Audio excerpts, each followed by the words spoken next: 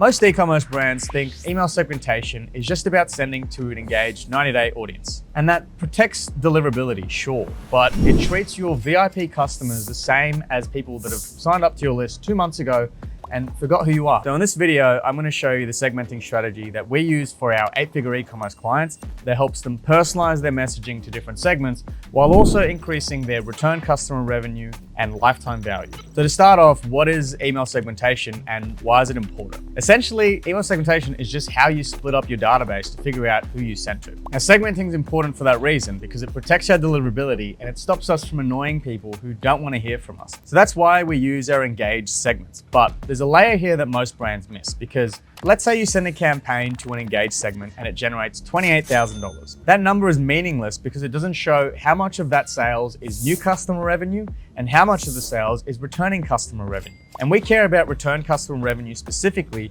because that's what increases customer lifetime value. New customer revenue is great, don't get me wrong. However, email marketing is a retention channel and we measure retention by returning customer revenue and customer lifetime value. So I'm going to show you in Klaviyo how to set up your engagement segments so that it also pulls out the data that we need. Okay, so in Klaviyo, the way you set up a segment is you go to List and Segments, click Create New Segment, and then over here, I'm just going to call it Hamilton Engaged 90-Day Segment. And then over here, we click what someone can or can't do, can receive email marketing. And then we click add a condition. We go and we go what someone has or has not done. And then we select opened email at least once in the last 90 days. And then we click this clone button over here. And then we change this to clicked. And then we click this clone button again. And then we add in all the people that may have added to cart or started checkout in the last 30 days. So we go added to cart, and then we click clone, and then we go checkout started. And we make this 30 days. We don't want it to be 90 days like the others because these people may not have clicked an email in the last 90 days and we don't want to follow up with them. However, these are people that have engaged with us recently and we should follow up with them with our campaigns. Now, this is a normal engagement segment that most brands use, but there's a few additional things that we can add here to make it better. Number one, if we go to opened email, we can click this filter over here to exclude for Apple privacy opens. And we do that by just typing Apple privacy open, and then we set this to false. Now, this is a really important setting to have because some people use their email through the Apple Mail app, and the Mail app actually sends an open signal back to Klaviyo regardless of if that person opened or didn't open the email. So if you don't have this setting, a lot of people that do use the Apple Mail app will be in your engaged segment, even if they don't open your emails, which is going to ruin your email deliverability score. Another setting you need is you go to the clicked email setting and you click this filter over here and then exclude bot clicks. Is false. And this includes all other email apps that automatically just click links and will bloat your engaged segment with people that didn't actually click emails. Lastly, if you operate in the EU, it's really important that you click this over here and then make sure that it says can receive emails because person subscribed. Otherwise, you can receive a hefty fine sending to people that didn't necessarily opt in. And that's how you create an engaged 90-day segment properly, which is step one. So I'm going to create that. So this is the normal engaged 90-day segment that you should be using. However, like I said, we can go a step further and separate new customers and return customers. And the way we do that is by clicking here, going to clone, and we just add an additional condition for people that haven't purchased from us before and people that have purchased from us before. So you do that, you click add condition, you click and you go what someone has or has not done. And then you click placed order at least once over all time. And then we can just change this to test customers. And then clone that and click clone this again and make this prospects. And this is going to be people that have purchased 0 times over all time. And we clone this. And so the end result is this. We have an engaged 90-day segment and we have an engaged 90-day segment of people that are just customers and an engaged 90-day segment of people that are just prospects.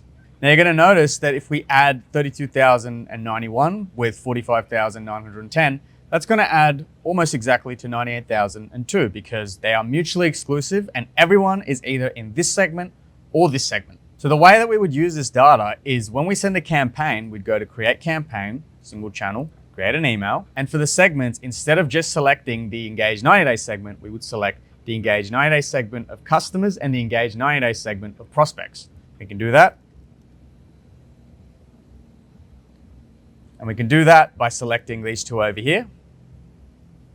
And this is going to functionally send to the same as an engaged 90-day audience. So once you send the campaign with these segments, you go into the analytics, you can see how much revenue it made. So the way we draw out new customer revenue and returning customer revenue is we go to the audience breakdown tab. And in here, we can see the engagement per segment that we sent to. So for example, we can see the open rate, the click rate, the placed order rate, the revenue that we get from the engaged customers list and the engaged prospects list. And we can see that $6,500 came from people that have purchased from us before, which is return customer revenue. And we can see that $2,400 is new customer revenue. Now you might be wondering why we made engaged 90-day segments and this is saying 0 to 10-day. And the reason is when we actually send campaigns, we don't just split out customers and prospects, we split out how engaged people's are. So we make an engaged segment instead of an engaged 90-day segment, we make it a 0 to 10-day engaged list. And we make an engaged 11 to 30-day engaged list, and a 30 to 60-day engaged list, and a 60 to 90.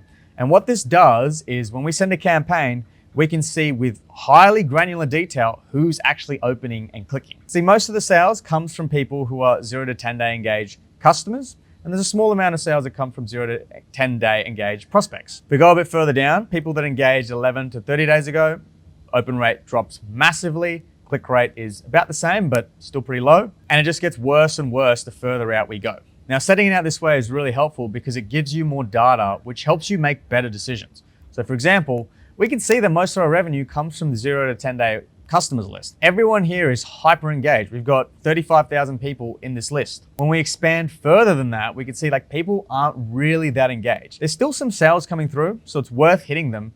However, in terms of frequency of campaigns, we want to send all of our weekly campaigns to this list and maybe send like 1 or 2 of the weekly campaigns to this full segment over here, which is pretty much exactly what we do. So for example, for this campaign, we sent it to a 0 to 30-day engaged audience.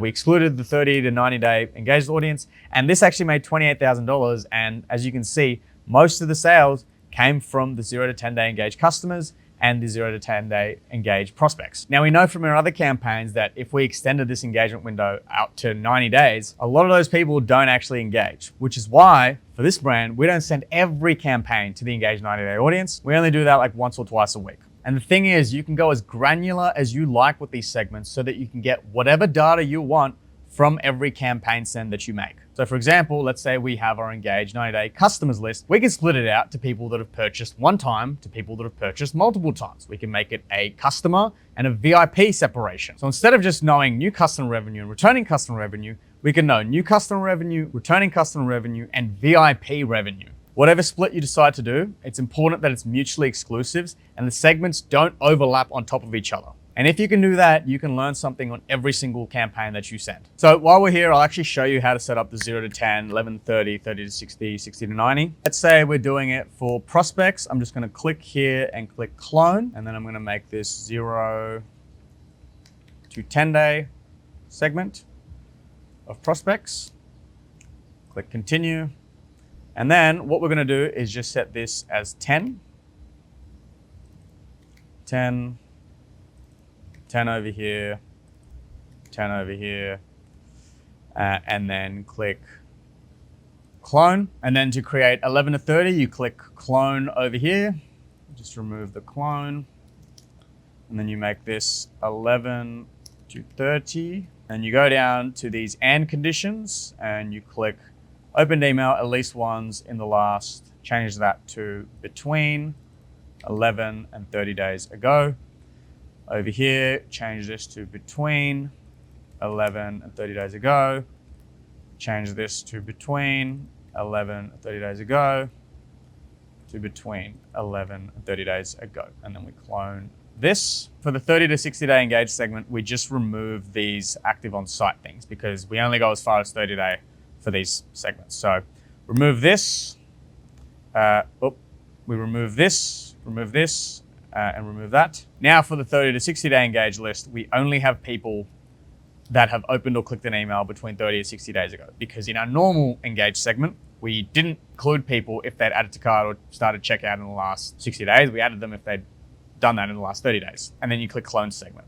So you do this exact process for the 60 to 90 day prospects, and you do this exact thing for the customer segments as well. 0 to 10 day customers, 11 to 30 day customers, 30 to 60 day customers, and then 60 to 90 day customers. So that's a new way to segment in 2026. If you found this video helpful, please give this a like and subscribe to my channel. I post as frequently as I can with useful information that we learn from running this stuff for our clients. And if you run an e-commerce brand that does over $1 million per year in sales, I can do a completely free audit for you. All you need to do to claim that is just click the link in the description and book in a call directly with me to see if we can help. I'll see you in the next video, or we'll chat soon.